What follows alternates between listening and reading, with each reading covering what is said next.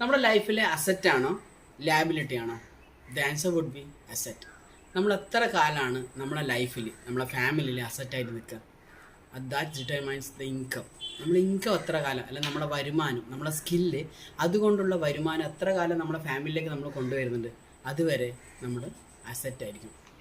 അതിനുശേഷം നമ്മൾ എന്താ സംഭവിക്കുക? നമുക്ക് വി ബിക്കം ദ ലാബിലിറ്റി. കാരണം നമ്മുടെ കയ്യിൽ നിന്ന് നഷ്ടപ്പെടുന്ന നമ്മൾ അസറ്റോ, നമ്മളെ വരുമാനം ഇല്ലാത്ത അവസ്ഥയിൽ വരുമ്പോൾ ഫാമിലിയിലും സൊസൈറ്റിയിലെല്ലാം നമ്മളൊരു ലാബിലിറ്റിയായി മാറും.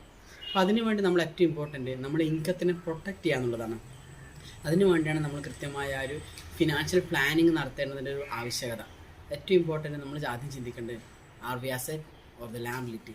നമുക്ക് എല്ലാവർക്കും അറിയാം, നമ്മൾ എപ്പോഴും നമ്മളൊരു അസറ്റായിട്ട് തന്നെ നിൽക്കണമെന്നുണ്ടെങ്കിൽ കൃത്യമായിട്ട് നമ്മളുടെ വാല്യൂ കീപ്പ് ചെയ്യുക എന്നുള്ളതാണ്. അപ്പോൾ നമ്മുടെ വാല്യൂവിനനുസരിച്ചിട്ടുള്ള കൃത്യമായൊരു ഇൻകം പ്രൊട്ടക്ഷൻ, നമ്മുടെ ഫിനാൻഷ്യൽ പ്ലാനിൻ്റെ ബേസ് വന്നിട്ടുള്ളത് ഇൻകം പ്രൊട്ടക്ഷനാണ്.